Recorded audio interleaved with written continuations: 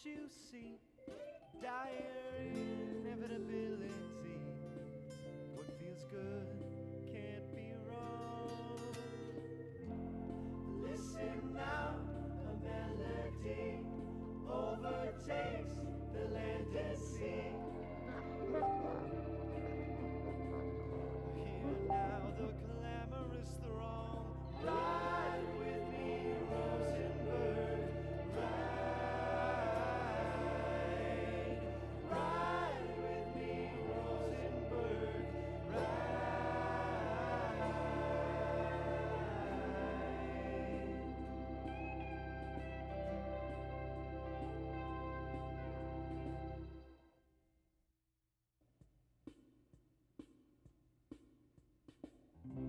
A gossip columnist made it big. Haunts the rye, protects the king. Knows not the words of the song. Pale horse come riding now. The lamp stops and takes a bow. The seventh seal is broken with the trumpeter's song. Ride with me, Rosenberg.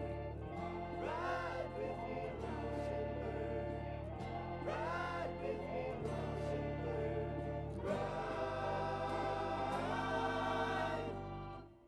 Quarrel not with what you see. Dire inevitability. What feels good can't be wrong. Listen now, a melody overtakes the land and sea. Hear now the clamorous throng. Ride with me, Rosenberg. Ride. Hello and welcome to William Pottorff Live Art Stream.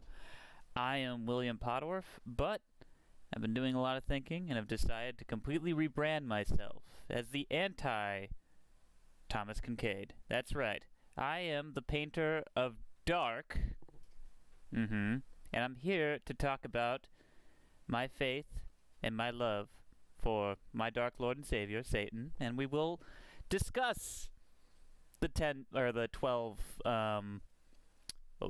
rules of I forgot. I haven't picked up the Anton LaVey Satanic Bible in forever. Hey, if you're here to see me ink, and tonight it's no different. We're going to be doing another ink demo, and this time I've been asked to do this a lot, actually. We've got ourselves a good old I forget how you pronounce it, from 2006, The Host, famous, now famous director Bong Joon-ho. 12 rules to be a man. That's fair, Anthony. Hey, it's Anthony Massa in the chat, everybody. But, yeah, I'm inking up tonight the monster from The Host, so this should be really fun. I have been asked to do this for a while. It's going to be cool, actually. Once again, let's talk about materials before we get into just kind of hanging and inking and stuff. So, once again, I've got Dr. P.H. Martin's Black Star Waterproof India ink. It's high carb, so don't eat too much of these. Tonight, I will be using 2 brushes on this bad boy.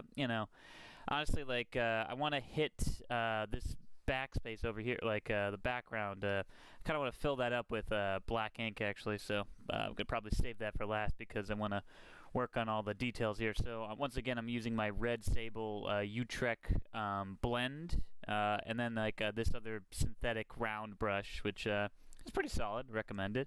I'm using Strathmore gray tone mixed media paper because we will be doing some waterworks on this bad boy, because honestly, the Host monster, it's a water monster, so you gotta have some sort of ink wash in there, so that's fun. Really quick though, if you're looking at this on the screen, actually, if you're, well, you obviously are, you're watching, you can see I put a border around, and I kind of drew in the creature in this live area.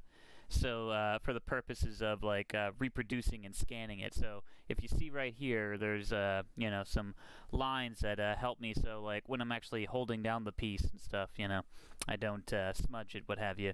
But I don't like seeing those, and they're gonna come up even if I ink over them. So I'm actually gonna take my secret weapon here. I love this bad boy. There's no real name for it. I don't know what you call it. It's my erasing chainsaw, because it's just this wonderful motorized thing, and I get to just go in like that and just kind of, there you go, eat up all these lines I don't want. I'm going to go down here, eat those up. Yeah, there we go. I'm just going to leave the corners so at the bare minimum I can see the live area of the piece where, that's basically where I get to reproduce everything I want. Let me just kind of, it's on a small chain here. There you go. Get that part up there. Just kind of cleaning up the pencil work in certain spots too. I have this line going through the monster that I don't really want. We got some other spaces right here. And honestly, I love this thing because it just saves so much time. Just like violently trying to erase. It is like closest thing to like having just like a Photoshop tool of like undo with a pencil line. Honestly, this really. I don't know how else to, where you can get these or how to recommend it, but it's been just like a godsend tool that I've honestly just been using now for years. It's just saved so much so many work hours, that is. I love it. There you go. All right. Looking pretty sexy now. As far as cleaned up pencil lines. All right, I might as well just kind of pour out the ink here. I'm going to start with my largest brush and get like all the big gestural lines done first. I'm pouring out I'm going to use a lot of ink on this bad boy. All right. And I've got the chat going here, and Anthony's already going to town on that. That's cool. I didn't even know that existed. Yeah, no, I honestly, like, I found it one day at this gallery I was working, gallery/studios. Someone was, like, tossing it. And I saw it. I was like, what is this? I grabbed it, and it, like, literally changed my life. I really recommend, if you're ever, I don't know, at least for, like, how prolific I work, I need, like, a electric eraser, and that definitely helped. All right, folks, let's get into it. I got the ink on my brush, and we're just going to go to town.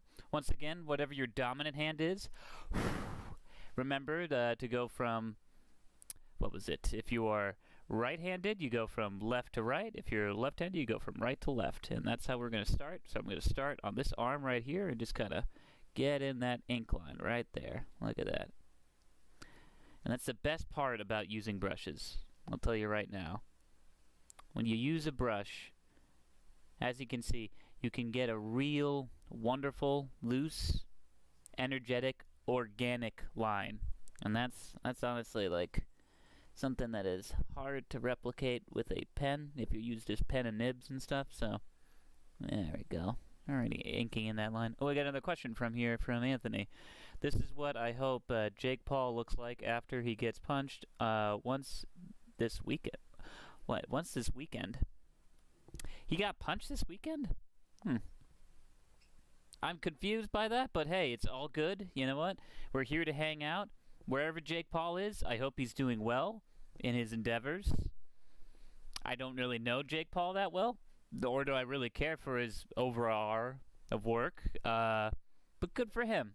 Good for, hey, he's doing him, and we're doing monsters today. Specifically, the creature from The Host, Bong Joon-ho's The Host, which I remember watching this movie way back in, what was it?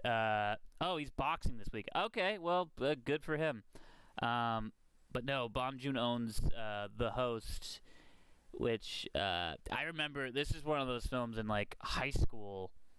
I used to just kind of find out about film, high school and middle school for me, where I would like find out about films through, this is true, this is before YouTube, Apple trailers. Apple trailers was this thing where they just would have trailers for like every movie coming out, and I would just find all these like, because there's a mix of like obviously the big movies coming out, all the superhero things, but it's like what was it? They also had like the weird international stuff, and not necessarily weird, just kind of like, oh yeah, all the you know, all the just everything. Had every movie trailer, and one of them was for this movie, and I was just kind of blown away and sort of like, this thing looks awesome. And I watched it, and I was kind of like, admittedly, at first underwhelmed because I don't think I necessarily understood it. And now it's like I revisit it, and it's I do think it's kind of oddly a masterpiece, but it is interesting, right? Like, it kind of, a lot of the way they marketed it too was this idea of like, it's the reverse Jaws. You see the monster within the first whatever of the movie. There's no mystery, and that's kind of part of the fun. And it's like, oh, okay, but they didn't really explain the thing of, I don't know. I guess I was like naive when it was like, oh yeah, like how they described it being that thing of, it's Jaws, where it's like, oh yeah, right, in Jaws there is like a human drama that's very involved, and that's kind of the core of that movie too. It is a human drama, and it does kind of have this, like, oddly enough, like a weird downbeat ending slash bittersweet. I don't know. It's a very weird movie, but I love it now. I think it is like one of those, like, it is a modern classic in my mind, actually. And the monster, I mean, like a good horror film, is memorable. It is bizarre, to say the least, but it is that, like, perfect bit of design where it makes sense. It is like, oh yeah, like, if you, conceivably it's that thing of like, hey, if you dumped a bunch of formaldehyde into a river and stuff, and it's like, oh yeah, what kind of mutant creatures you would get. It's pretty, it's not too far off, I'd like to think. Yeah, I put a little too much ink on this brush right here, but that's okay. I'm actually gonna use some of it and kind of put it in the background here.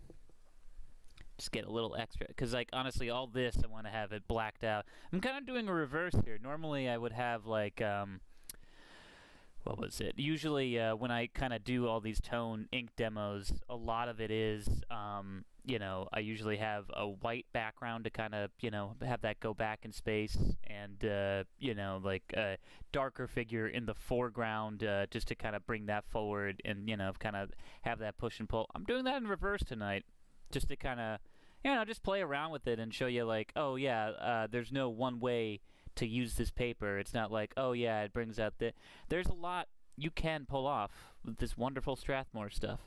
Please sponsor me, Strathmore, someday. Who knows? Oh boy, yeah. Hey, if you have any more questions in the chat, go for it. Oh my goodness.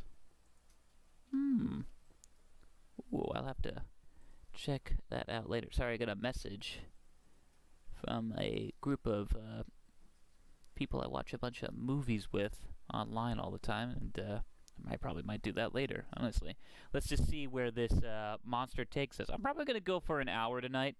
As always, I'm a little more burnt out than I really want, Today was kind of bizarrely emotional in a way that I wasn't expecting, and I don't have to necessarily get into that, but hey, it's okay. That's just life, and it's like, honestly, it's just nice that we get to kind of come in here and unwind and ink our own freakish South Korean monster right here. I can't pronounce the monster's name accurately from the film, so I'm just going to call him Spongy. Or, honestly, in the chat, if you want to come up with a better monster name for the host monster, by all means, because Spongy is already out. That was like 5 seconds ago. People are sick of it. It's like, Spongy who? No one cares. Oh my goodness. Yeah, we're just inking ourselves up a bit of a monster fest here, and I love it. Oh my goodness. Oh, I wonder if you could hear that, actually. I just realized. Yeah, that might be coming up in the No. Oh no, not you, hun. I just realized on the chat, like, I keep getting, like, dinged and stuff, and it's like, oh boy. Name him Anthony.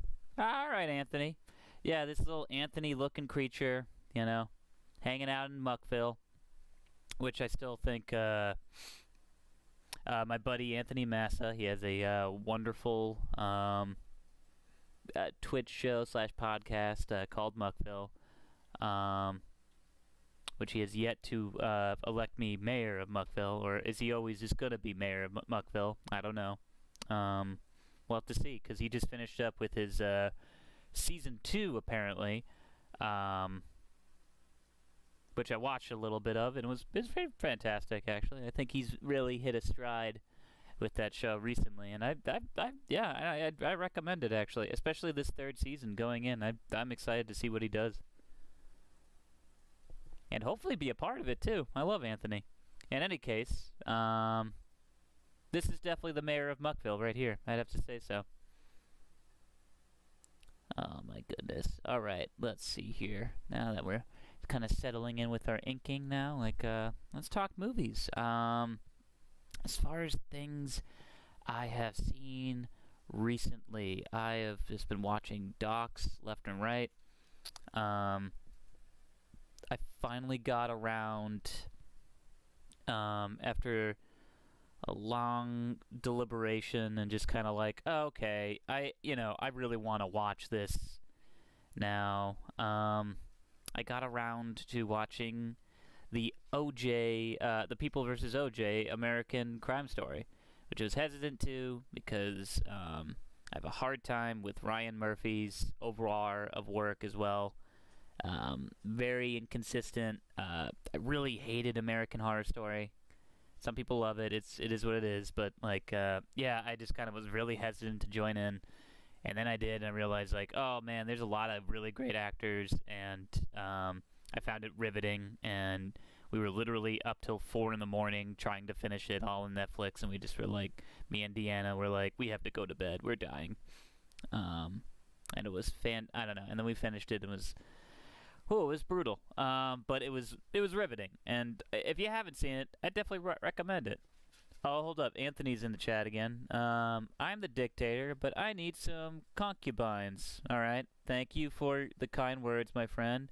I love you too. We talked about how cool it would be to use India ink on the last episode. Yeah, I saw that too. Oh, and he's currently watching Iran, Akira Kurosawa classic, actually. One of his later 80s films, I think. That was 85, if I'm not mistaken. I love that movie, though. It's interesting where, for a director who predominantly started in, the black and white, because I think he didn't really have access otherwise to, color until, later, how wonderfully he uses color, too. It's, honestly, I think it's up there for Akira Kurosawa films, just because, I'm trying to think. If I had to, gauge it out, it's definitely in the top 5 for me, as far as, his samurai films are concerned. I also like Dreams a lot. Dreams is, it's weird, because he has all these, wonderful samurai films that are just basically kind of mini Western, because they all just got remade into Westerns anyway. Magnificent Seven, Seven Samurai, what was it? The Yoshinbo, it's all the, spaghetti Western, Fistful of Dollars stuff. But he also just has a lot of, great mood pieces. I mean, High and Low is really fantastic. Man, what's the one I'm thinking? Well, yeah, I always love, Throne of Blood. Throne of Blood might be my favorite Akira Kurosawa film, just because I love the story of Macbeth. And that retelling is, perfect. I don't know. I mean, it doesn't get any better, minus, there isn't, a big sword fight. He just kind of gets... Mifune just gets kind of murdered by arrows. Oh, okay.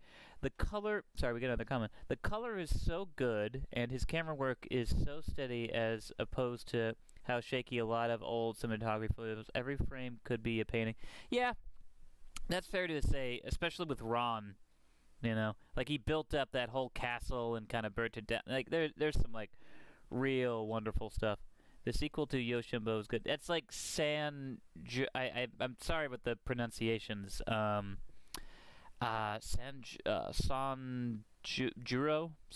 I think is the name of the sequel, which I actually kind of like a little bit more, just because I don't know actually. That's one of those interesting cases of the remake is pretty solid, but oh man, now we're just getting into. Sorry, I'm also Sanjuro. Right. I think I can never pronounce this properly. I was like thinking about that the other day with like I was trying to pronounce like Mifune's last name, or it's like Toshiro Mifune, I think. And it was just kind of like, because you read a lot of these Japanese names. It's kind of an ensemble comedy. Yeah, it's really funny too. Actually, he's got a lot of funny. Hidden Fortress is really funny, and it's also the basis for Star Wars. Yeah, go fig. Yeah, there's like a part from Star Wars where there's a fun story. I got like just all this excess saliva just coming out of my mouth just talking about this subject. But in Star Wars, A New Hope, that is, there's a scene where a colonel is just kind of like, you couldn't find the rebels' hidden fortress, which is a direct reference to the Akira Kurosawa film. I'm dying on the inside, but hey, it's okay, because we're inking. Look at our little Anthony monster now. He's beautiful. Now I need a sip of Forget-Me-Nots. Sponsored by Narragansett. Delicious beer from the hills of Rhode Island. Those babbling brooks of wonderful yeast, and I'm just turning into like a regular Orson Welles here. How do you drink the wine? You have more wine when you should be illustrated. This is the thing.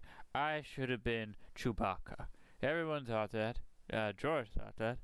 I haven't seen I haven't watched a Kurosawa film. Alright, well that's, that's special and fun and kind of like, yeah, I mean, you definitely check it out. I mean, he's like up there as far as like auteur director. I mean, Spielberg and like all those 70s film brats like worshipped him and stuff. Like, I mean, especially George Lucas. I don't know, like oh my goodness. Yeah, Harry Carey. That's pretty good. Yeah, actually, like in the chat, what would be the top? You can list it out actually. What would be the top Akira Kurosawa films to watch? Because honestly, I would even just say like start with maybe like Throne of Blood.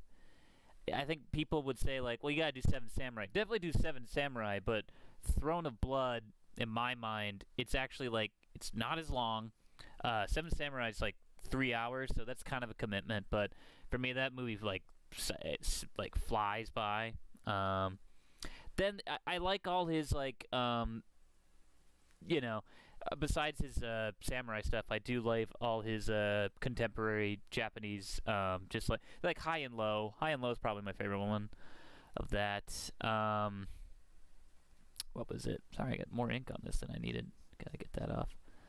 I honestly go through his, maybe just go through his samurai stuff and then check out some more of his like domestic. So I don't know. Dreams is a fantastic movie too. If you want to talk about like color, Kurosawa work, that's up there for me. Oh man. And that's like also one of like Akira Kurosawa for me too is like one of those I have a hard time getting my hands on, oddly enough, like a lot of like other auteur Rashomon, that's the other one too. I mean, the man, incredible amount of work, it just like really I don't know how else to say it. He is kind of like if you a must watch if you like movies and stuff, or if you have like an interest in just movie history alone. It's like, oh yeah, that guy. I mean, he did so much. Like honestly, like I think he's done so much to really inspire like storytelling and stuff. Speaking of which, if anyone's interested, our new episode of The Slant Hallway is out officially. It's been out for, I guess, 24 hours now, maybe 48 at this rate. But yeah, I mean, Horror Lulu. I play one of the main characters, so definitely go check that out. It was actually written by our good buddy Rebecca Ness. Wait, no, sorry. Rebecca Bishop. Ron, yeah, sorry. Deanna's here with me. She's a little busy, but No, yeah, that's a different Rebecca. Oh, yeah, that's how burnt out I am. Rebecca Bishop, our good buddy, voice actor, and artist too. She does some like fun work and stuff. She also wrote that episode. And I think that's the second episode she wrote. She also wrote Tour de Fear, which was pretty fantastic. I played the Rat King in that one. Yeah, man. And what else?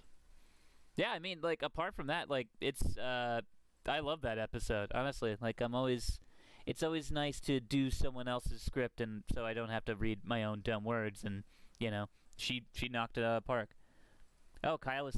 Oh yeah, Kyle's in the chat too, actually. And oh, thanks, guys. Yeah, no, I'm. Thank you. Like, I'm really. I'm happy how it turned out. I also did the edit on this one too, along with Dan. Dan did a lot of the cleanup. Our good buddy Dan Butler did a lot of the cleanup on this episode. Actually, I did like a rough cut, and I added like one or two sounds and stuff, and along with like some background noise, and because usually Dan does the edits for all of our episodes, but I have Audition as well, so I've just kind of taken the liberty a couple of times, just to help out, like get the workload over Dan, because we got to we basically push out 2 episodes every month, and it's just getting to that point of like we're trying to keep it more consistent and stuff, and a part of that is hey, officially we're still doing it for free, so a lot of it is like, okay, how do we mitigate that, like the energy put into it. We want to make it a full-time job, but it is also that thing of mitigating and using that energy in a way where it's like, let's not burn ourselves out. So it is like, oh yeah, sometimes it's like, okay, let's delegate it so one person isn't just doing one aspect of the thing all the time, and they have a chance to breathe, because officially they're not getting paid to do this, and it's like, we're really working on our own time. But like everything, like every creative endeavor in life, including this stuff, believe me, I've had to do a number of nights just working on my own projects on my own time with my own artwork before I actually could start to remotely make a living off it. And that takes time and dedication, but it's just something that you kind of have to put in. Just keeping doing it because it's awesome. The money will come someday. Big picture. That's what it is, ultimately. It's just that thing of, just putting in that time and effort. And just like, honestly, too, with, I don't mean to go on like a slant hallway kind of rant right here, but it is really wonderful. It is like one of my favorite projects I've ever really worked on, because it really is like a team. And I do try to tell this to like, the guys and everybody who works on the slant hallway. Like, we're very fortunate to have like some of the most talented people I've ever worked with, and it's wonderful. It really is. It comes in, and it's just kind of like, oh yeah, it's never really a job. I don't know, but I want to make it a job someday. That's the dream. And like that's the thing about last year for me, in a lot of respects, as far as like my creative art making side of me, like all that. It really was so rewarding, and I am very thankful. I honestly can't say how thankful I am. But I can't really articulate it properly at times, because it is just like, between all the stuff I did with the slant hallway, all the stuff I'm still doing with the slant hallway, that is, all the stuff I'm doing with like Jared Logan on the Stream of Blood, which that's been an incredible experience too, in such a wonderful way of like, I don't know. It has, in a lot of ways, been rather bizarre with that as well, and it's like, I'm just really blessed. I don't know. I'm very fortunate, that is. We said on Muckville, a lot of people try this kind of project, but can't even get it off the ground because of how difficult it is. You guys got something going good. Good going, that is. Dyslexia. Thanks, dude. I really appreciate it. And it is like, yeah, I mean, admittedly, it's tough at times. It is still work, end of the day, and it's like, but we really are I'm fortunate. I think Alex is for. We're all fortunate to be working with each other, and it's honestly like I find collaboration. Um, Honestly, the only way I've ever really been able to get any of my projects done. Like it really is just kind of collaborating with like really talented people, be it like Jared Logan on Stream of Blood or Alex and Dan when we're coming up with like jokes and storylines for the Slanted Hallway or for like Red Planet, which was an episode that recently we got into like a little spat with like someone on Reddit actually, because I usually do some posting. By the way, if you're watching at home, this right here, this isn't the outline of the creature. Since I'm just gonna fill this all in with black, like I show you, I'm just kind of going in a little rough. So I'm just gonna fill that in like that. Just take a lot of ink and just kind of show folks like, oh yeah, this is all gonna get blacked out in the background. But yeah, I mean, on Reddit there was some guy that I don't know if I should get into it, but you could find the post on like audio dramas where this guy just kind of came out swinging after I posted this thing about hey, I've got an old episode here up on audio dramas for everyone to listen to. It's what was it? It's old from the old Slanted Hallway like archives, and it was the Red Planet episode, which if you listen to it, it's about a bunch of 1950s American soldier types going to Mars, which has been taken over by the Russians. It is now officially the Red Planet, and I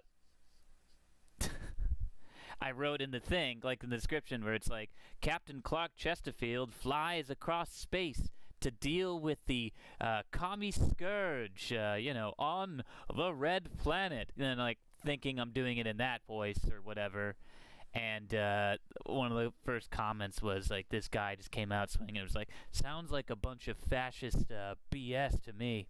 And I was just like, oh, and then it just kind of went from there. And it was just kind of like me just being like, that's our favorite demographic, ha ha ha. And then the guy just being like, do you seriously believe this stuff? And like, I'm just gonna say it right now. If anyone has listened to the Red Planet episode, you'll know that it is a joke. It's not. It's not. I don't think it's fascist at all. If anything, it's just very stupid. And that's the thing. I even asked the guy too on the thing, just being like, "Have you listened to the episode?" And he's like, "No, but I have to make a discernible choice if I'm gonna listen to something that's like fat." And it's just like, well, you can't win then. And that's the thing. Like, I don't know. I was very cordial with the man, though, I will say, but it was kind of like, okay, well, it's a little ridiculous. Pouring out a little bit extra ink here because now I'm, as you can see, I'm hitting the background here. But enough of that. I'm trying to think what other movies I recently saw. He sounds like your usual internet crazy. And that's kind of what it was, too. Like, because everyone I showed it, like, got a kick out of it. Because it was just kind of like, oh my god, that's, like, so, I don't know, bizarre. Because it's just like, I'm just saying, I was a little flabbergasted by it just because it's like, if you have listened to that episode, you know that it's just kind of like, come on. Yeah. Clark Chesterfield is not a fascist, I don't think. Maybe he is. He's definitely a capitalist, which to some people is fascism. He's also a blowhard, if you will. A blowhard. Is it a blowhard or a blowhart? He's a bloated whale. He's a savage dad. He's a wonderful lover. Clark Chesterfield. Born 1904. Deceased 2018. He lived a long life. Oh my goodness. Now we're cooking. Now we're cooking with gas, folks. People thought we were cooking with ink before. We're cooking with gas. There you go. I'm just gonna go in here and just kind of ink this tail up and stuff. Just kind of, once again, I do want, this is one of those things of like why I always go with brush over like nibs and stuff. I used to try and do nibs, but honestly, with a lot of the brush stuff I do and all that, like there is an energy, there is what's the word? There is a I don't know. There's an organic quality that I get from my brush making and stuff, like my mark making, that is, from all these brush strokes, that it's like it's tough to kind of like I could never go back to the pen and nib. Pen and nib is definitely good for certain technical stuff and everything, and I still whip it out occasionally. But honestly, I always just kind of go with these microns because it's like, I don't know. I just need to usually just do 1 or 2 parts because it's like you know. Yeah, there we go.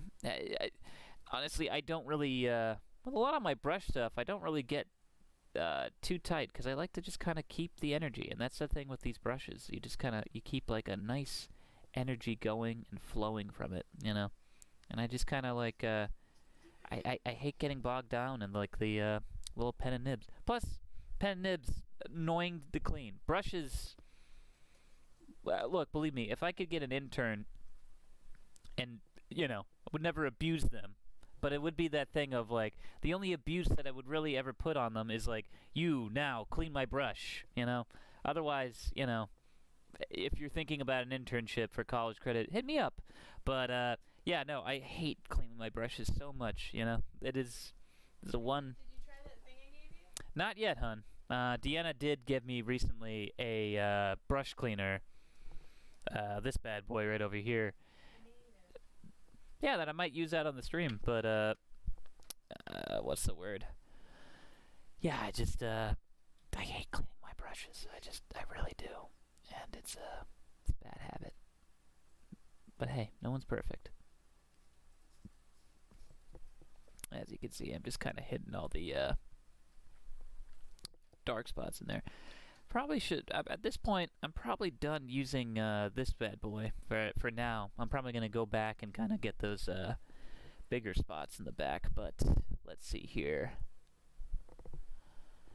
I'm going to now use our smaller round brush to kind of get all the little nitty-bitty details in there. So if you're inking alone at home, you should probably be switching over to your smaller brushes. If you're not inking along with me at home, that's okay. I know our good friend Anthony Massa, he is watching Ron, you know, so that's, you know, that's fine.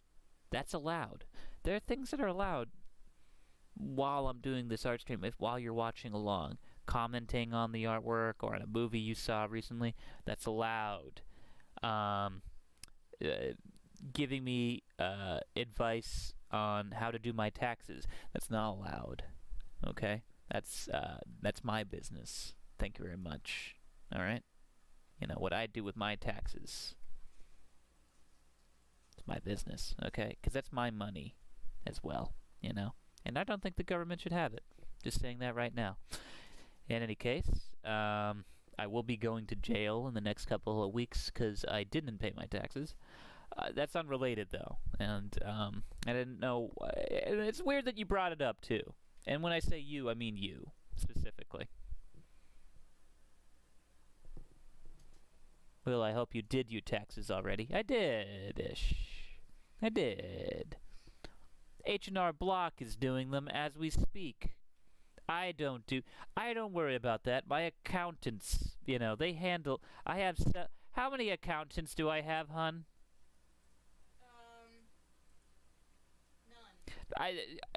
None that we can really discuss on the stream. That's right. You know, that is fair.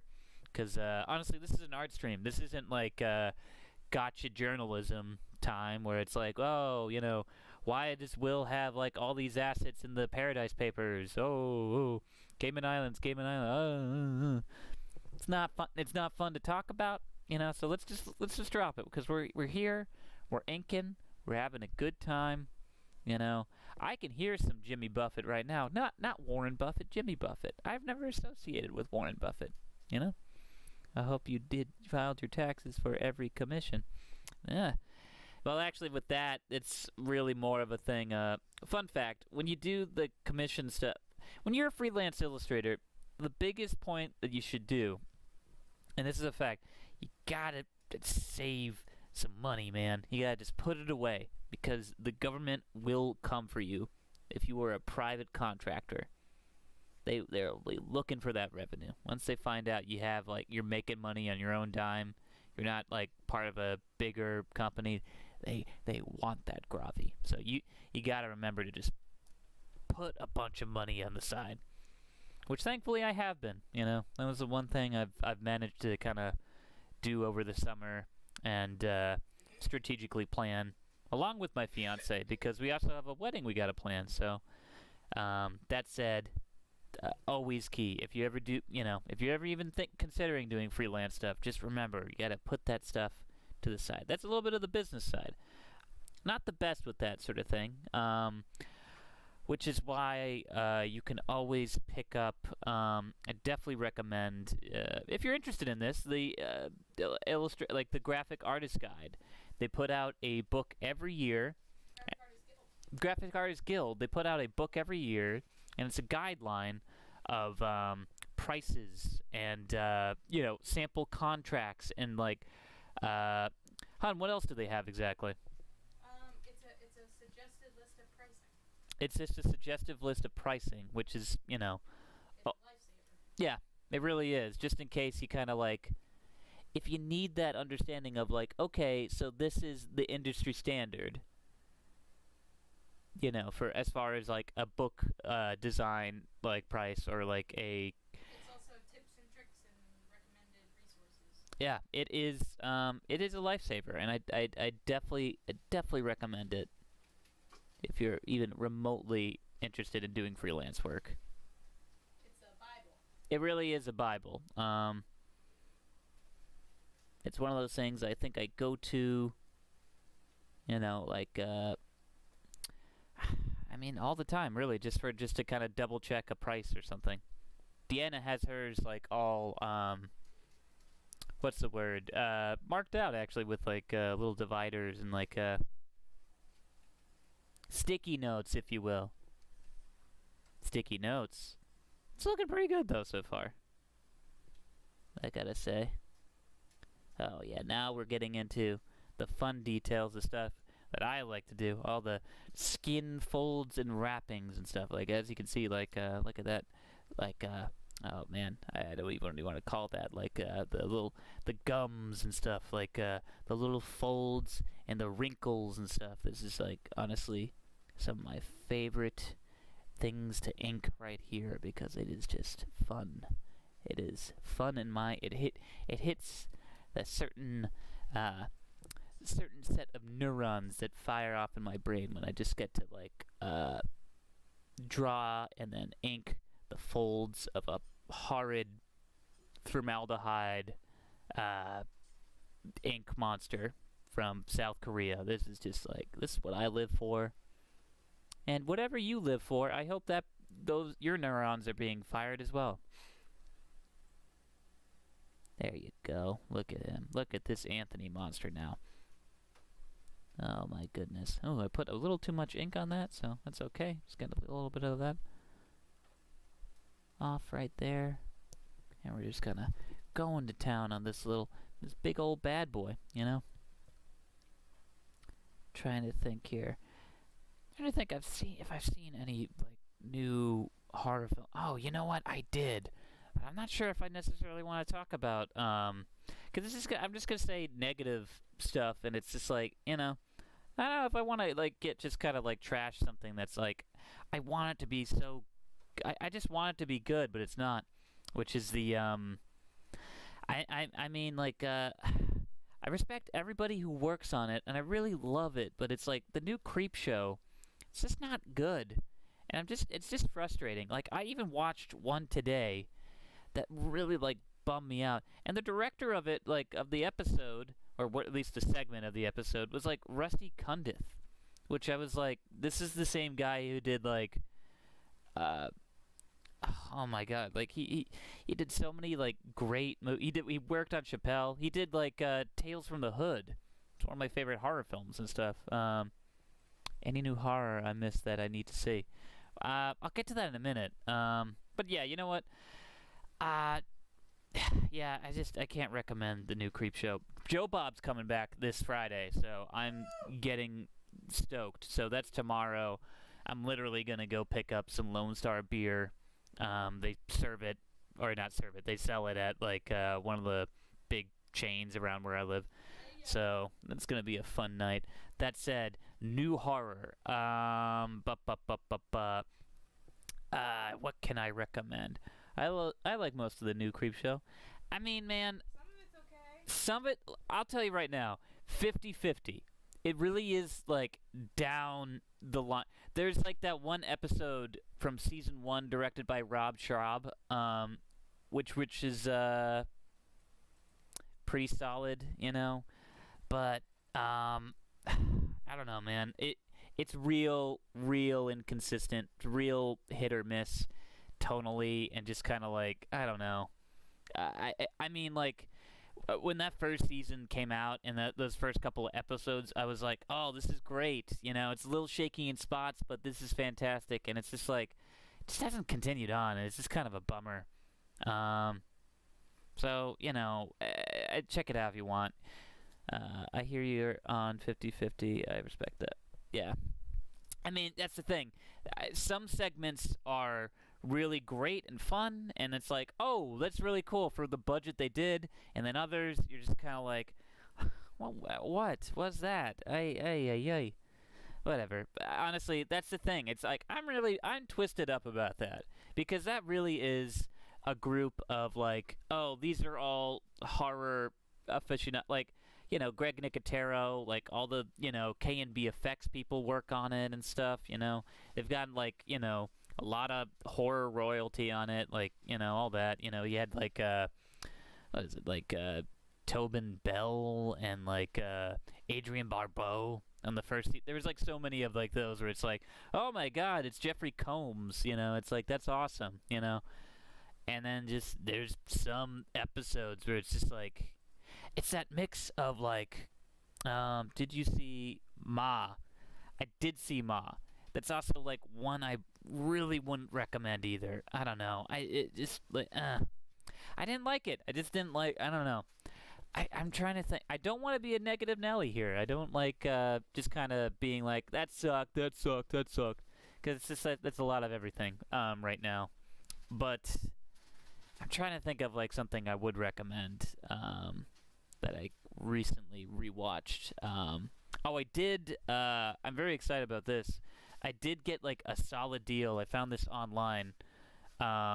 If you're interested in collecting, like having hard collections and stuff like that, there's this online site that is an Amazon that sells Blu-rays at a pretty solid rate, actually. So I got this like collector's set of Nightmare on Elm Street, all the movies, literally all the movies, including what was it, Wes Craven's New Nightmare.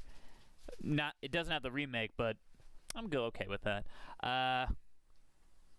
And I got it all for like, I think like $10 or something like that. This site, it's called Hampton Books. Look it up. It's incredible. It has like oddly enough, a great library, and yeah, you don't have to support Amazon for some of these Blu-rays, which is awesome. Which honestly, I've been trying to do more and more of, because especially over the summer and kind of having that realization of, I had this kind of like epiphany about the fact that more and more, a lot of our media and just in general, a lot of our life standards have become kind of more on this like subscription rental. I don't know how else to describe it, where it's just kind of like a lot of Well, just our stuff that we think we own, we don't necessarily own, you know?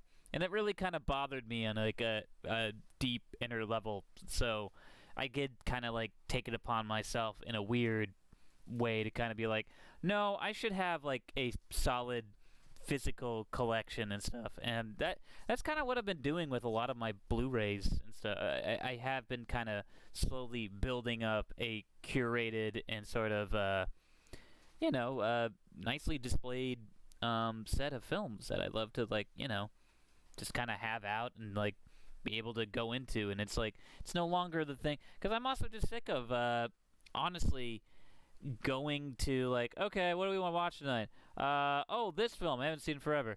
Do they have it? No. Do they have it? No. Do they and it's like, it just gets tiresome after a while, where it's like, I should just kind of own like, I don't know, Friday the 13th and stuff. And I should own a bunch of these films that it's like, I kind of crave watching them all the time. And it's just kind of like, yeah, where am I going to go? Hey, Shanth, how's it going? So honestly, I did kind of take the decision, and honestly, I'm probably saving more money too, instead of just kind of renting them out. And honestly, I just like having a physical collection of movies that you can just, people come over, it's a conversation thing, I love sharing them too, that's one of those things, like you come over and it's like, oh my god, I haven't seen that film, and it's like, oh, well, check it out. It's just, oh, thanks, man. Yeah, it's just, no, I don't know, it's just a point of pride too, having a big collection like that. Yeah, we're looking pretty good here with these, I think, Jowls things. But, once again, new horror films. I think I saw some... Honestly, the closest thing was just going through those American Crime Story seasons. Because there's only two, which is the People versus O.J. Simpson, and then the assassination of Gianni Versace, which was... not as good as the first, but pretty good. Pretty interesting stuff, I have to say. So I definitely recommend both. That's the closest thing to new horror I've seen. That and the new Creepshow, but I already got into that. I am just really excited for Joe Bob coming back tomorrow, though. That's pretty fantastic. Contrary to a collector's general habits, I love lending out my movies and books. Yeah, I mean... that's that thing of like, I love it too, and I feel like that's also the point of like having a collection, in some way. It's like, as long as you have like friends who respect your stuff, which is, it's always hit or miss. Some people respected others, I don't know. It's also just that thing of I don't know how upset I would be if like, I lost my thing of let's just say, what was it? The Lighthouse. If like I gave out a copy of The Lighthouse to a friend and like, it came back ruined or something like that, I'd just kind of be like, all right, well, that sucks, but I guess I won't lend to that person again. I don't know. That's just what that means. Oh, I was the kid that wanted everyone to come over and play with my cool... yeah, there's a little bit of an aspect of that, but it's also just like, I like sharing stuff. Like, if someone came over and was just kind of like, hey, I've never seen, like, this Ernest Dickerson film, Juiced, and I'd be like, oh, you gotta check out Juiced, man. You gotta, yeah, here you go. Like, absolutely, because, I don't know, then you're just sharing an experience. You're helping people, try out new stuff. I don't know. I love that. I love just having, like, the ability to share in something and like have a discussion, especially with media. But it's looking pretty good, I gotta say. I'm hopping around here like a maniac. I'm surprised I have not smudged this thing at all. Normally I'm pretty good with that, but I don't know, I just feel like right now I'm just kind of, I'm in a danger spot. Also, I'm just kind of keep on putting a little too much ink on the brush right now, so I don't get as much control with like these synthetic guys, or like at least these like cheaper brushes. The only issue, I do say, they're okay brushes for like when you need them, but sometimes there's just a level of control you don't necessarily get with them. Oh, hold up. There's a few more comments here. Nowadays, everything's easily available. If someone wanted my DVD copy of Evil Dead in high school, I would absolutely refuse. Now it's easy to get a new copy, so I'm less touched. Yeah, I get that. There's also there's some stuff where it's and that's the other thing too about having a physical collection. A lot of the stuff I have been collecting are obviously classics, but it's also the stuff that's well, I don't know where someone's gonna go ahead and stream, is gonna be streaming The Prowler, and it's well, I want The Prowler, because it's a little bit of weirder. Same thing with Life Force, or there's a lot of these weirder other titles, and it's well, where is that gonna be streaming? So obviously, I want to watch that year round, so I'm just gonna hold on to that. Where it's other stuff, where it's I'll probably pick it up eventually, but Jurassic Park, for instance, it's streaming everywhere, so it's kind of well, what's the point of owning it on, even though I love Jurassic Park, it's just kind of I want to go in for the weirder, like From Beyond, there's a bunch of these horror ones too, I don't know. For instance, what was it? It's a good group, because I've also been getting into all the printer, the transfer dudes that do all the, because obviously you got your you got the big ones, you got your Shout Factories, you got your, Life Force on Blu-ray is worth it for Shout. Yep, that's the one I got too, Shanth, and it is worth it, and I love it, and it is Toby Hooper's Ben-Hur. Come at me, bro. If you think otherwise. It is his I don't think it's his best film, but it is definitely, as far as scale is concerned, his most epic. So, you gotta love, God rest his soul, Toby Hooper. And that's funny, actually, because I wanted to talk about this, because I was thinking about it, because Tom Sharpling from Best Show Ever, I think is the one, he talks about this this phenomenon about stuff that just kind of makes him cry, and I was kind of thinking about that the other day with or just in films, where he talked about specifically his experience of every time he watches that scene from Pee Wee Herman's Pee Wee's Big Adventure and stuff. He cries during the scene where Pee Wee saves the snakes from the pet shop, and he's and he's in tears because of the fact that he's risking his life. I don't know. I forget the exact reason, but I kind of understood that phenomenon when I was watching Texas Chainsaw Massacre, and there's the end scene where what was it? Leatherface is dancing in the sunlight with a chainsaw spinning around and stuff, and there's just something about that to me that hits this is art. There's I don't know. That's why I loved Toby Hooper too, because it's if you want to talk outside artists, auteur, just dudes trying to be people making film, just raw, unadulterated film. There's not a lot of people meddling in a whatever, it's oh, are we gonna offend up, or it's no, we're just gonna make this thing that I have this idea for, and if you're all down for it, let's do it. That moment just speaks to that, where it's just there is just something so beautiful about that, and I honestly do. I get in tears every time I watch that scene, because it is just so perfect of just kind of, how do you end your movie with a bunch of maniacs trying to eat other people and succeeding, basically. You end it with a man wearing another man's face, dancing around in the sunlight, with a chainsaw. It is, I don't know, this is one of the artsiest, I don't know. I might be just disappearing right now up my own butt, but still, I love that scene so much. And, but yeah, actually, you know what? In the chat, throw it to me. A scene that makes you tear up, but probably you shouldn't, because that's definitely a theme for tonight. Oh, hold up. there's a Mallrats Criterion. Isn't that awful?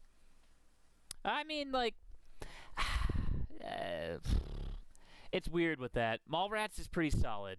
I can't knock that. It's not. I don't know. Kevin Smith's like overall body of work, real hit or miss. I really like a lot of the stuff he does, or at least he tries to do stuff. You know, obviously his early work is probably his best, and Mallrats falls in that. Like Mallrats is some of his better work actually. Chasing Amy is not aged well at all. Jay and Silent Bob Strike Back is pretty solid still, I think. It's worth a revisit, I guess, soon. Oh God, what was it? Dogma. Dogma I used to really love, and then I kind of picked up Preacher, the comic book Preacher, and I realized, like, dang, man, they really, they took a lot from this, actually. There's a lot of, like, I don't know. I kind of thought that was a little derivative. I love Mallrats. I just think it's nuts. There's a Criterion. I mean, man, Criterion, like, stuff has gotten on there that it's just kind of like, oh, okay, so it's just film history at this point. You know what I mean? It's not like, which is something to appreciate for sure, that they're just kind of like, okay, yeah, we want to, like, I mean, they had Jailbait, I think, on there, if I'm not mistaken. Like, all the women in prison films. I mean, all the women in prison films were coming to, what was it? Turner Classic Movies. I think they had Jailbait on there, too, which was, like, nuts. And it's like, you know, these are, like, you know, rough exploitation films, but it's just like, well, hey, you know, that's film history, I guess, you know? I mean, like, isn't there, like, some Roger Corman films that are on Criterion? They should be. You know, he directed a few great ones, honestly. He had some really fantastic... That's the thing about, like, Roger Corman. Everyone kind of, like, does refer to him and kind of remember him as, like, this, like, schlock master. But he did, like, have an eye, and he got everybody, like, working. Like, Francis Ford Coppola got his start with him. Like, every big person. Joe Dante... I think, I mean, like, just name someone in Hollywood. Everybody got their start with, like, working on a Corman film. Which, God, could you imagine that? Just back in the day. Oh, just the stuff I dreams of. I guess every genre needs to be represented historically. That makes sense. I mean, that's the thing. I mean, if you really want to break it down, Criteria Collection is just a collection of film history. I will say this. You want a fun afternoon.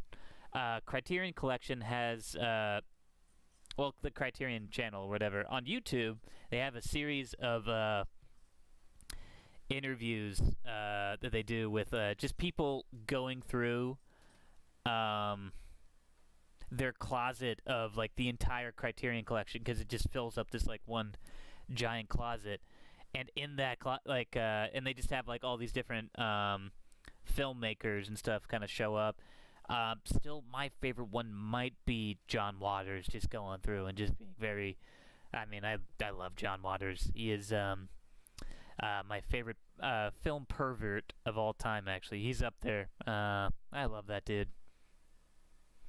I mean, like, trying to think maybe my favorite films of his, but, I mean, you could go through it. Like, I don't want to be basic and just say, like, you know, obviously Pink Flamingo and, you know, Polyester, but, you know, I still love Hairspray and, you know, Serial Mom's awesome. But, you know, love that dude. And his Criterion, where he just kind of goes through and picks his films and stuff, is really fun. Oh, hold up. Anthony wrote something here, too. There's a list, there's lists of favorite films from directors on the top sites. Lots of great recs. That's how I found 100. Yeah, 100 Blows is fantastic. Shout past Criterion for me because they show irrelevant pulp the respect it deserves. Yeah, you know what? That's fair. I will say that actually. Shout does kind of really treat things that, yeah, I mean that's perfectly concise way of saying it. There is a level of pretension that does come with the Shout fact. So that is like an anti-point to what I was talking about before with Anthony. is yeah, I mean they're like they do represent a lot of stuff, but like yeah, Shout Factory does give the stuff the proper respect, and like the incredible featurees. I gotta say, like all the I mean, you break it down. Their stuff for Demon Knight, Tales from the Crypt Demon Knight, like their featuree on that is like insane. They get all these interviews with like Billy Zane and Ernest Dickerson and like William Sadler. So it's one of the best. Obviously, they didn't get like Jada Pinkett and like a few other people, but like I mean like for Demon Knight too. It's like and that's no hey. So that's not snuffing. I'm not sniffling at that movie. I love Ernest Dickerson too. He's one of my favorite directors. Yeah, and they distribute MSK 3000. Mystery Science Theater 3000 on video. Like they do a lot. I will say this though. I have been going deeper recently. They're pretty good. Shout is fantastic. Arrow is kind of the second best in that category too, because they do a lot of really great releases as well. I have like all the Hellraisers, at least the first two, which are my favorite. Obviously, I want to get that third one, but Arrow has like released. Oh my god! Like some great renditions in the once again, like you get these beautiful box art things that they do, and it's all like with the original poster. It's reversible. Love all that. Arrow does a great job of that. I will say this though, there's that other company that I've been getting into, Vinegar Syndrome, and they're incredible as well for putting together like these transfers and stuff of like not only like obscure horror films that you might have seen like once at your local video store, but they also do like a lot of exploitation, sexploitation, blaxploitation. You can name it all, and it's just fantastic. And honestly, no pretension, and that's the other thing I gotta say, like that Shanth is right, and I guess like you gotta knock them for sure, like is like yeah, I mean Criterion does kind of have that level of I don't want to say pretension, but if we are talking pretension, we watched like I said, we were watching the other day, like all those, Welcome to the Criterion Collection closet, and who do they have on there? Because I was just kind of like, oh, this is gonna be juicy. They had William Friedkin, director of like, The Exorcist and The French Connection and Sorcerer, and my God, he went right to like I think one of the films that he made. That was, and he was like, really like I really like his movies for sure, but man, that guy is pompous. Oh my God, just kind of very I don't know. That's definitely like a fun. I mean, it's like I think it's a 5-minute video, but it feels like 10 just because it's him, just real stroking the ego there. Oh my God. But seriously, I totally recommend, like I was saying before I went off on that tangent, Vinegar Syndrome. They have like an incredible collection. Two issues I will find with like those two companies, mainly just Arrow. Arrow is like, there's a lot of international stuff on there, so it is a lot of, you gotta check the regions. You really do, because I don't have a region-free player. I actually play everything through my Xbox One, so and I think it's Region A because I got Deanna for her birthday, Martyrs, one year. Very intense movie. Not for the faint of heart, but would not play on the Blu-ray player because it was, not region-free, which sucks. Oh, we got a question here. Breaking news, Kevin Smith is holding a NFT auction for an unreleased horror film. Kilroy was here. All right. I mean, I recently, I don't know how I feel about like those NFTs. I've just been like bombarded. It's so popular right now, and people are saying like, oh, you should do it. But I've been bombarded by like artists too who have said like it's not environmentally safe and blah blah blah. So I've just kind of stayed out of it. Just out of pure like I don't want to contribute to like I don't know, but essentially burning up fossil fuel to kind of make artwork. You know, that's just something like I don't know. I feel like technically speaking, I'm burning up fossil fuel right now by doing artwork. So, speaking of Kevin Smith, I hate them. They give me a bad feeling. I don't know. I haven't done the due diligence or the research, but a lot of the articles that people keep posting up that I have checked out is that thing of like you're burning out our environment, like doing that. It's like using up all this energy, blah blah blah. So I don't know. I'm just gonna say, do your own research. I still need to do mine, but I just don't. I personally don't want to do them. Speaking of Kevin Smith and horror films, Red State is pretty great. Yeah, and that I agree with that. Seems like the ultimate scam of scams. Yeah, I really don't know. That is like I said, I have to do my research, but I'm staying out of it. Like, I mean, look, if you're ruining the environment by doing artwork, I don't know what to say. It's kind of like I feel like the antithesis of like what you should be doing with artwork, you know? And so you're supposed to be kind of creating and sort of like not damaging your environment. You're supposed to be making your environment better by making art, but whatever. I don't know. Folks, I don't know. What I do know is get a region-free Blu-ray player if you want to get some of these Arrow Blu-rays, okay? I'm not being paid by Arrow to say this. I really want some of those Arrow Blu-rays. They look beautiful, but I can't play it on my region-free Blu-ray. Oh, my goodness. At least our monster's looking good. Oh, my goodness. Speaking of host stuff, though, that Bon Joon-ho's oeuvre stuff, there's still like a few of those that I need to catch up. I still haven't seen Memories of Murder. That's the one that I really am curious to check out, which I hear like a mixed assortment of things about that film, including it's kind of boring, but like I like a slow boil serial killer kind of thriller thing. Like, I don't know. Like what was like a one like that recently that I saw or wanted to rewatch. Prisoners is one. That's Denis Villeneuve, who's doing the new Dune movie as well. That I cannot wait to see in theaters. I'm rereading Dune right now with Deanna on audiobook. We kind of took a break from it.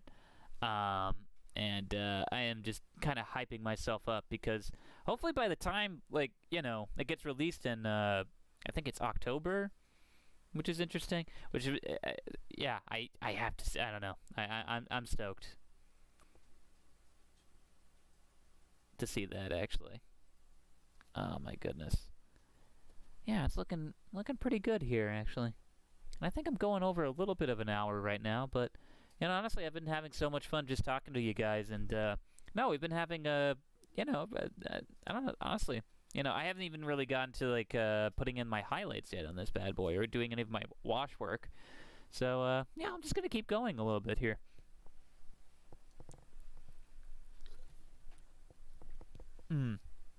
But if anybody in the chat wants to mention their favorite Bong Joon-ho movie, go for it, because I wouldn't mind having like a full discussion about his work, especially after like revisiting Parasite, or at least, you know, we were going to, and then like I don't know, there's a bunch of his stuff that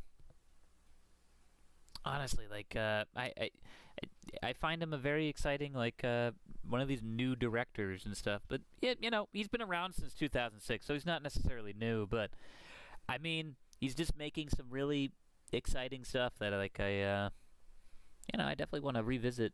Now I actually think about it. I mean, between like Snowpiercer, I was just gonna say that, which yeah, I mean, he had such a wonderful wide range of. I think he did Mother, which I need to check out. He also did Okja, which was a Netflix film that he, I think he co-wrote with that John Robinson guy, or John Ronson, not Robinson, John Ronson, who did all the, did that incredible podcast. If anyone's interested, he has like 2 podcasts / audio investigation like things called The Butterfly Effect which talked about Deanna really loved it. We listened to it together. The Butterfly Effect, which talks about the advent of like Pornhub and the the ramifications of having just free internet porn and so. I don't know. It was a very interesting odyssey, and it's definitely that thing of obviously not for everybody, but I mean, it was fascinating. And then he did a follow-up series about the suicide of August Ames and everything, the last days of August, which is very sad. But I recommend that as well. No, I don't. I recommend it for people who are interested in true crime slash mildly depressing stories. So and it is a kind of a look into a intense world of I mean, people. It's just a people story ultimately, and it's very sad, but I recommend it. In any case, Okja, I still haven't really watched Okja. The premise seemed a little, I don't know, but that's that. A lot of times with like on the outside, like a Bong Joon-ho story, it's like a lot of his movies, the premise just kind of seen on the outside a little like, all right, maybe I'll check that out. But then you watch it, and you're like, this is one of the best movies I've ever seen. I felt that way with like Parasite too, actually, where it was just like this. Parasite's fantastic. God. Yeah, it's like one of those things that you can still have discussions about afterwards, and just kind of like, I don't know. There's just so many wonderful layers that they managed to put in, and it's also like has that wonderful ability of, oh yeah, it was an Oscar-winning movie, but it's also disturbing. So did they say porn was good or bad? Well, you know what? You should check out The Butterfly Effect, because it's a interesting discussion. It's called The Butterfly Effect because there's obviously ramifications to like all this stuff, good and bad, and it's a fascinating odyssey. And I recommend it. I don't know, especially if you're, I don't know, remotely interested in like modern sexuality and how it's being treated in like, or how we treat it in this country, especially. I think that's something that we don't discuss, and it's not really open enough. And mind you, if you're a stand-up comedian, you talk about it constantly, or you think about it constantly, or it's part of your material. So, but that said, like, no, I mean, I found it wonderful. I don't know. I was, dark and wonderful because, or I don't know, a little bit of A and B. What do you think, hon? It's very dark. It's very dark. It's definitely worth knowing about. Yeah, it's definitely. You know what they do good? They see both sides. They see both sides, yeah, and I think that's the best kind of. Side with sex workers. Yeah, and I think like, hey, end of the day, that's you can't knock that. Oh man, and we're looking pretty good here. Now there's like let's see here, getting back to the illustration right now, really quick, because this is still a demo. Obviously, there's yeah, I might switch up. Honestly, like I went in with this guy, but I might switch it up just because I'm not getting the level of control I really want from my brush making here. It's just releasing a little too much, putting down a little too much ink that I really want. But you know what? Might as well just go for it and just kind of. And that's the thing with a lot of like ink stuff. There's a certain level of being precious with it, but also just kind of having that, okay, and once again, this really does come from the fact that like I do this for hours. This is 10,000 hours of just work and sort of like training and sort of education, just being put into like this stuff, and so it's all just kind of like learned muscle memory and just kind of adjusting and sort of like, oh, okay. But that said, it is one of those things of Oh yeah, just kind of like being okay with like messing up and just kind of working with it and sort of building off like a mistake, and that's what counts. There you go. Here we got. Yeah, I got the right amount of ink on this now that I'm pulling and stuff. I probably should, at a certain point, clean this brush off because I'm just not getting the right marks and it's sort of starting to drag. But I will say this about this paper too.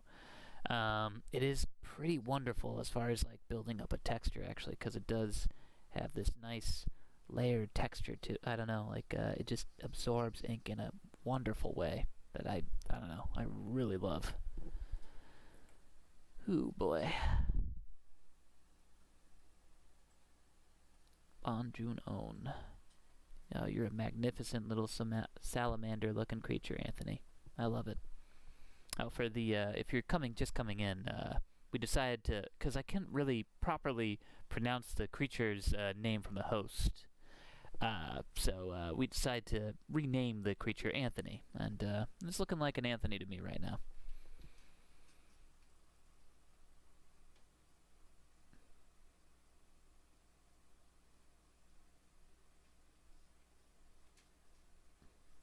Yeah, getting in like a little texture here, kind of doing a little cross hatching, just kind of gives it that like fun, in this case like comic book kind of graphic edge, But it's also, it's I don't know, I like a nice brush cross hatch right there. Just going in here, rounding out the bottom of this mandible. Kind of dipping in the water. We got the hand right here of a victim. Looking pretty solid, y'all. Alright.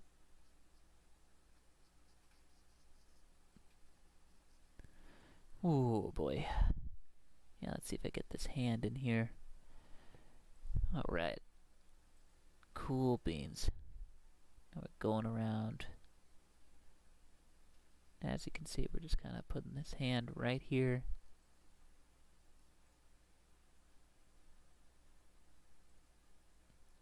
Taking a little bit of the ink.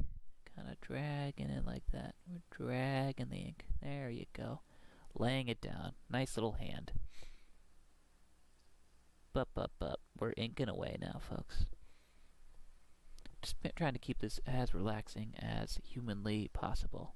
Because you should be relaxed when you're inking or drawing or painting or doing or sculpting or whatever you're doing at home that involves a horrible ink monster from the depths, Just make sure you're relaxed when you're doing it. Because honestly, that's going to come out in the work, Because honestly, what do we have right here? We have a very relaxed looking South Korean horror monster. And that's beautiful. Look at that. Look at that nice, lovely texture. Isn't that nice? I think that's nice. Oh my goodness. Just kind of, let's see here. Alright, what else did I see recently that I could talk about in confidence? Honestly, I just can't wait for Joe Bob to come back tomorrow. That's good. I've just been thinking about that all week now. I mean, it really is like, I mean, I think I needed Joe Bob. Like, Joe Bob over the summer was so crucial to me surviving COVID, I feel like, in a lot of ways. I don't know. He had that, like, incredible episode, where after the, because he was showing One Cut of the Dead, which I hadn't seen up until that point. Well, no, I think I did. I'm trying to remember if I did or not. But in any case, I just got swept away by that Joe Bob speech he gave at the end about just kind of like about being a independent artist and trying to make stuff, which I just found so applicable to like just in general. I mean, making whatever creative endeavor is your dream a possibility. Just it's about the work and putting it in the time and stuff like that. And I really just appreciated I don't know, him just kind of saying like, hey, you can do it. it takes time. Like, throw out like words like I'm a it's so beautiful too because it was just so like just not pretentious. Just very like, not say like don't say you're an aspirational filmmaker. You are a filmmaker. You tell people you're a filmmaker. You go out, you learn how to do it, you get it, make that your job. That's what it is. You just I don't know. It's just very I urge you to look it up actually. You could probably find it on YouTube and I do honestly think about that. It's just kind of about like making your own. And if Shanth, if you're on here, still on here, I mean, it's stuff about like you've discussed it as well with me. Not disgusted. You're not disgusted with me. I don't know, maybe, but it is that thing aspect of owning, like having something that you create, that you own, that is yours. And like not only do you like does it mean like having that sort of sense of pride and sort of ownership and sort of well, what's the word exactly? Like, it is just that property that is just yours and wholly yours that like you can, build equity off, build like, capital essentially, but also like just something that you control and gives you like a creative rush and I don't know. I'm getting a little what's the word? Jabberjawry? That's not a word at all. That's a fun cartoon character from the Hanna-Barbera era. It definitely was not like Scooby-Doo. But honestly, my mouth is starting to dry. I'm almost like I've been going for an hour and a half, I think, just ranting and raving about movies and stuff. Oh, let's see. I watched Joe Bob last year because you kept posting about it on social media. It was a solid recommendation, 100%. Yeah, man. Honestly, I cannot wait for Joe Bob tomorrow. It's gonna be like a nice, fun welcome return because it's always like, he's fun, he's quirky, he's got his like, he's got some definite dad energy, which is like that could be hit or miss for some people, and I totally understand that. But end of the day, he is just a lover of film. He I think the biggest thing, and like even like I think Shanth was even talking about this earlier too, just the aspect of not being pretentious. There's no pretension in him. He's really just kind of like he shows the films he shows, and it's like, hey, that's a movie. That's a movie. I heard him once in an interview, and I love this because I've actually I've adopted it as well. Of kind of like I don't say B movies anymore. It's not a B movie so much. It's like it's just an exploitation film. You know what I mean? Because B movie denotes like value and stuff. Or it's just like, no, I don't think it's any less value. It's like the same thing as like Art Spiegelman argued against this thing when like I think it was Lichtenstein who was just kind of taking like comic book panels and blowing them up and putting it in the MoMA and just being like, there, now it's art. And he was like, no, I'm sorry. Comics were an art before. Just because you people decided just to kind of, take something and blow it up and put it on a thing, it's like, oh, we're elevating it from this kitsch factor to, now a high art standard. It's just like, no, sorry, comics were art before.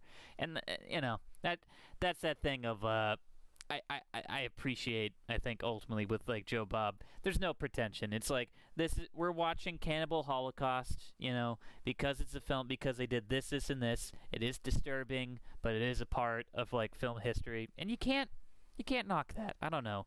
You have to take it all in. Not to get too off on a whatever. It is like it does kind of remind me of a little bit of the people who kind of like bash or call for like the removal of like films and stuff. I mean, I think the films I'm talking about, where it's just kind of like that. Well, it's like that's outdated and like it's kind of like glorifying X, Y, and Z, and it's like I know for a fact, and this is like something that Spike Lee talks about too a lot. He'll show Birth of a Nation, the D.W. Griffith film, like in his film class because it's like not like obviously it's extremely, rough stuff, but it's like, he understands the merit of like, okay, yeah, like this is a terrible movie for like these contextual reasons and stuff, but it's like it is also like it did this and this. You got to appreciate how it was filmed. Like there's all these aspects to it that it's just kind of like, no, this deserves its place in film history. It is a rough one, and it's definitely something that should be yeah, taken with a grain of salt. Of like how you shouldn't be like jumping. Like when I watched it, it was like, oh yeah, I objectively appreciate everything in this thing, but okay. I'm walking that back, but it is that thing of like, you have to appreciate the film on its technical merit, not necessarily the horrid racist messaging behind it. And I mean, that's the thing with all those like exploitation. I don't necessarily appreciate a lot of the attitudes and stuff like that, but I just appreciate that it's being made, because then it's just like, I don't know. That's I don't know. That's just my personal feelings on that. I'm probably wrong. I'm not a film major. That's definitely like I'm a cinephile. I love movies, but I'm probably wrong. And I'm sorry, but just at this point, folks, I'm just voicing my opinion while I'm inking a horrid salamander-looking Anthony creature from the host. We're having fun now, aren't we, folks?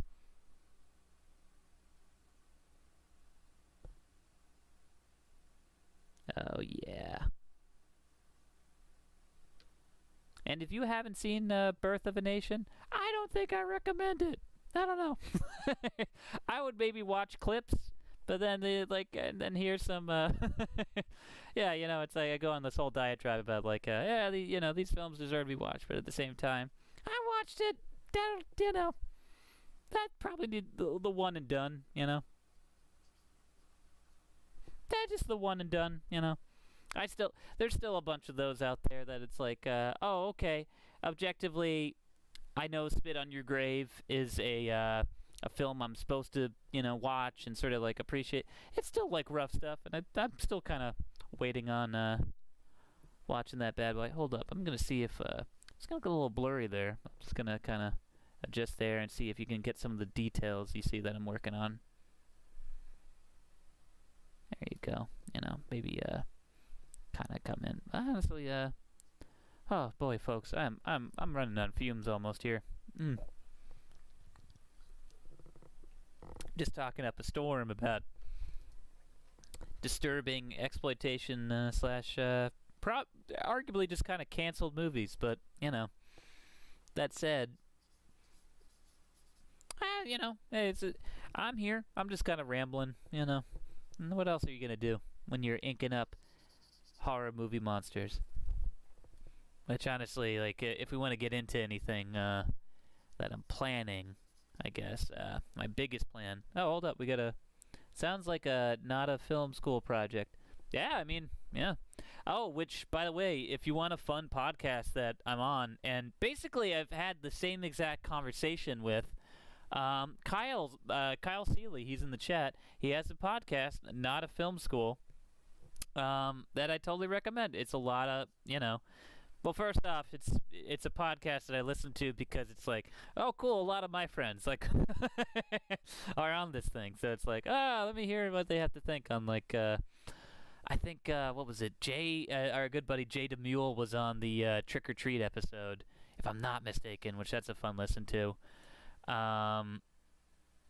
Oh, what else? There's a bunch of people you've had on there. I think you've had Josh. I forget you had Josh, but either way, like, I recommend it because me and Kyle, we had a long discussion about all this stuff, specifically exploitation films on the, I believe it was the Galaxy of Terror episode.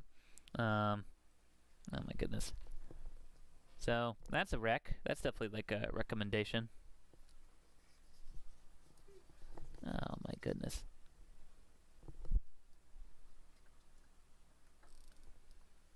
Let's see here. as far as projects are concerned, though, that I got planned out, I am like, a little bit. I am actively kind of planning out my next Inktober. I guess like 6 months in advance. Just for the sole fact of like, I had so much fun last year doing that like horror scroll. I mean, like honestly, it was like one of my favorite pieces that I produced in 2020. And honestly, I just enjoyed. Part of it too was like curating not only like the image but also just the movie marathon, where it was like every evening it was just kind of like, oh cool, like I get to watch another horror film. I don't know, 31 for 31, challenge, which I hadn't really heard about until basically I think it was that year, because I was like, oh yeah, or no, I've heard of those challenges, but it was like I never attempted them because like, well, I watch horror films all the time. Why would I do? And then I did it in combination with Inktober, and no, I managed to kind of create like a wonderful piece out of it, which I still sell prints of on my Etsy page if you want to check that out. I know Anthony grabbed one, which thanks again for that, and I had a bunch of people grab them, which it's really been overwhelming. But yeah, this year I'm doing the same thing of like, okay, I'm curating my 31 for 31 horror movies, and then I'm like doing doing a character or something from each one of them for my Inktober as well. And honestly, like, I want to see if I can go 2 for 2, because I had never completed like an Inktober prompt, like literally inking every day, because there's just a certain point of like, you get burnout and it's just like, oh yeah, I'm on 20. Oh well, I tried, everybody, and then last year to finally actually do it, I was kind of like, yes, oh my god, I did it, on top of all the other work I was doing. I was kind of thrilled, so I don't know, I'm just hoping like this year around I'll be able to do it again and actually probably get some pretty, I don't know, I have some weird choices this year, because I'm doing the I'm doing the same thing that I did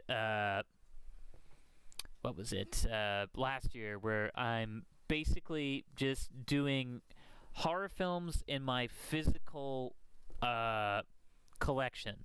So all the films I'm doing are like Blu-rays that I own. So it's like 31 other horror films that I own that I'm excited to jump into. So, which includes like a bunch of the Universal monsters that I didn't do last year. For instance, like Wolfman. I didn't do Wolfman. That's on the list this year. I think what else did I do from the classic Universal? I guess Phantom of the Opera. I haven't really seen, honestly, like I have the collection, but I haven't really sat down and watched the original Universal Phantom of the Opera. Just told it was kind of boring, but hey, I'm gonna find out this year. In any case, I'm doing all the Hellraisers, at least the ones I own. What else? There's a few surprises in there that I'm kind of waiting on. I'm not sure if I should spoil as far as what's going to be in there. I'm doing the 2 other Alien sequels, so that's going to be fun. How I'm going to work that in there. Which I don't know. I haven't even really started considering sketching out what the piece is going to look like. But what's the word? Yeah, I mean, I just have vague sort of images in my head of like how I could probably like combine it and sort of be like, oh, okay. But no, I'm excited because I think it's gonna be a summer of well, it's funny I say that summer is because like I'm definitely gonna do some like Friday the 13th films in there. That one's a tough one because visually I want to pull from films that are gonna be good for an artistic rendition, and it's just like usually I want to go for a horror film that has a visual flair, and the only thing about the Friday the 13th films are visually they're not flary. with the exception of Jason X, because that's the one that takes place in space. So, you know. So that's fun. It's also very Canadian. So that's also fun.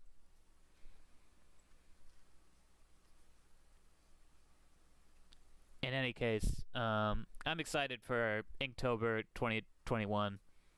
Probably get a lot of I don't know. I'm still compiling my list. I'm still trying to figure out what works and what won't. You know, and you know, that's something definitely to look forward to. As far as personal projects that I can discuss openly that I have planned, you know.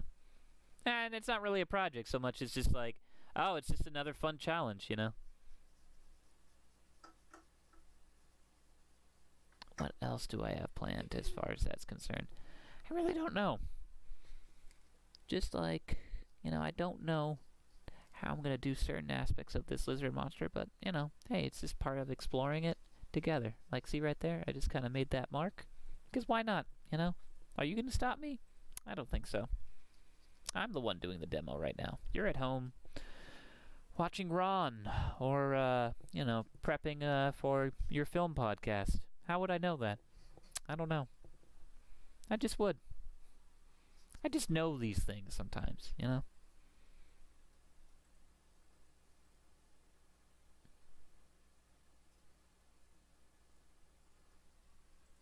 I'm not a very articulate person with my words, but sometimes they just kind of flow out, and that's fun.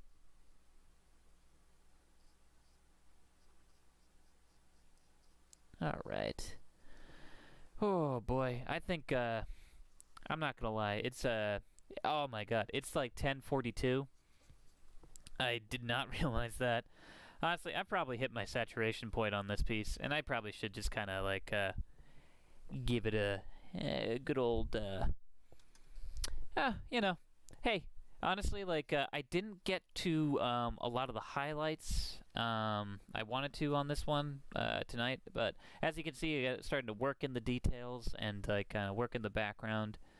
And honestly, like I'm probably gonna finish this up either probably later tonight, most likely tomorrow. But folks, I gotta say really quick, thanks for like tuning in and hanging out again with me. I'll be back next Thursday as well, doing the same old ink demo, same old ink time. Let me just go ahead and kind of do my normal plugs. If you want to see more of my artwork, definitely check out my Instagram at Will Pottorff. My website, willpottorff.com, is like source to all my links. If you want to see also more of my artwork kind of being used all the time, you know, in a fun kind of role-playing setting, definitely check out Jared Logan's Stream of Blood. You know, that's they're coming back, I think, this Sunday with some more vampire stuff that I'm working on right now that I probably have to get on to working too. Oh boy, what else? Hey, if you like my voice and you know, wonder if I can write, I do write, and it's on the Slanted Hallway podcast that I do with like Alex Williams and Daniel Butler. Man, definitely check that out. We have a new episode that came out yesterday. Just Google us at the Slant Hallway, and hey, follow me on all the socials. And honestly, I'll be back next week, Thursday. And honestly, you guys have been like, well, honestly, you've been fantastic, and I've just had so much fun with y'all.